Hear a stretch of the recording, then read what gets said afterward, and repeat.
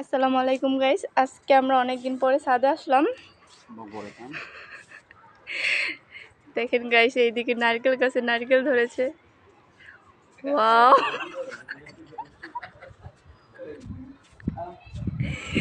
আরে কোথায় যাচ্ছ তোমরা? তোমরা চলে যাচ্ছ নাকি? এইদিকে দেখেন একটা ছোট্ট মিষ্টি বিড়াল। হ্যালো মিস্টার, এই যে মিয়াও।